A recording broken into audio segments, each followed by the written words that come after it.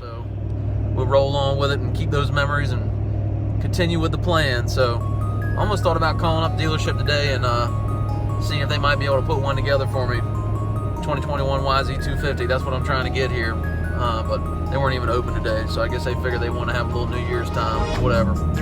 Maybe next week, we'll see. But we're getting close now, so nice to have this process in order. I'm pretty excited. So